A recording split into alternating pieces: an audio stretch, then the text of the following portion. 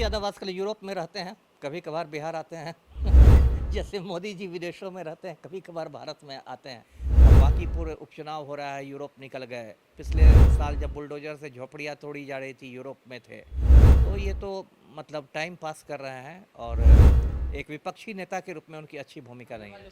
बांकीपुर का चुनावी दंगल सज चुका है, लड़ाई अंतिम मोड़ पे है और इस चुनावी अखाड़े में प्रशांत किशोर से लेके तेजस्वी यादव के उम्मीदवार रेखा गुप्ता और साथ ही तेज प्रताप यादव ने भी अपने उम्मीदवार को उतारने का काम किया है। भारतीय जनता पार्टी की ये जो लड़ाई है वो साख की रहेगी।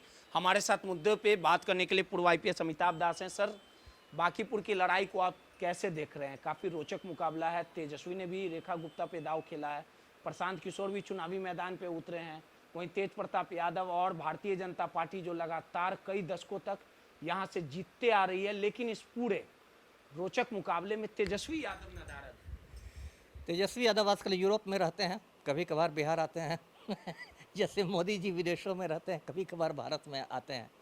अब देखिए, ये बांकीपुर सीट तो हॉट सीट बन गई है। संयोग से हम लोग बांकीपुर सीट में ही बैठ के बात कर रहे हैं, ग्राउंड जीरो है।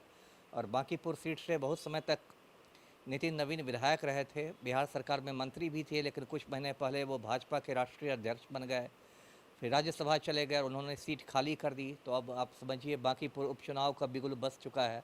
30 जुलाई को मतदान है, 3 अगस्त को मतगणना है, वोटों की गिनती है। अब देखिए, एक सीट से तो कोई बिहार सरकार की सेहत पर असर होने वाला नहीं है। 200 से ज़्यादा सीटें हैं NDA को बिहार विधानसभा में, लेकिन बांकीपुर हॉट सीट इसलिए बन गया है। एक तो प्रशांत किशोर की एंट्री हो गई है, जो जन स्वराज पार्टी के मतलब सूत्रधार हैं, एक बड़ा चेहरा है, राष्ट्रीय स्तर पर उनकी पहचान है। और संयोग ऐसा है कि ज़िंदगी में पहली बार वो चुनाव लड़ रहे हैं प्रशांत किशोर। अब तक वो चुनाव लड़ाते रहे हैं, रणनीतिकार रहे हैं, पहली बार वो खुद चुनाव लड़ रहे हैं बांकीपुर से, तो इसलिए भी सीट की काफ़ी चर्चा है। दूसरी बात कि नितिन नवीन ने ये सीट खाली की है भाजपा के राष्ट्रीय अध्यक्ष ने, तो कहीं ना कहीं उनकी भी प्रतिष्ठा जुड़ी हुई है। यदि भाजपा ये सीट हार जाती है तो नितिन नवीन की अपनी फजीहत हो जाएगी।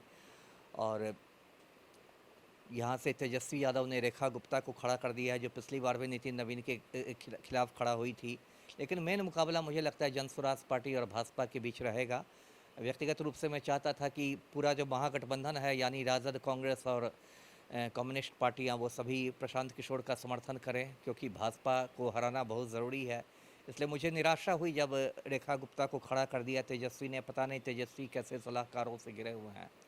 लेकिन अभी भी मैं चाहूँगा कि प्रशांत किशोर की जीत हो और बांकीपुर के मतदाताओं से अपील करूँगा कि भाजपा को धूल छटाएं, क्योंकि भाजपा को मैं राजनीतिक दल मानता ही नहीं हूँ। वो तो एक माफिया का गिरोह है और उस माफिया के गिरोह ने पूरे देश पर कब्जा कर लिया है। और देखिए, देश का उन्होंने कैसा बंटाधार कर दिया है। तेजस्वी गंभीर नजर नहीं आ रहे, चुनाव हारे। अब ये बात 2025 का एक सीट वही पर लड़ वही सकते द थे, घूम सकते थे, लेकिन नहीं, जो तेजस्वी गंभीरता से है, विपक्ष की जो भूमिका होनी चाहिए वो नहीं निभा पा रहे। तेजस्वी से बहुत निराशा है सबको। एक विपक्ष के नेता को जितना आक्रामक होना चाहिए और विपक्ष में जितनी धार रहनी चाहिए, वो तो आक्रामक नहीं दिख रहा है। नीट छात्राकांड होता है, उसमें भी तेजस्वी 1-2 ट्वीट करके चुप हो जाते हैं। भरत तिवारी कांड होता है, बिलौटी गांव भी नहीं गए। अब बांकीपुर उपचुनाव हो रहा है, यूरोप निकल गए। पिछले साल जब बुलडोजर से झोपड़ियाँ तोड़ी जा रही थी, यूरोप में थे। तो ये तो मतलब टाइम पास कर रहे हैं और एक विपक्षी नेता के रूप में उनकी अच्छी भूमिका नहीं है। वाले समय में उनका योग घूमना कितना घातक हो सकता है? ऑलरेडी घातक हो गया है। ऑलरेडी मतलब एक मैसेज तो चला गया है ना कि आप बहुत गंभीर नहीं हैं राजनीति के प्रति।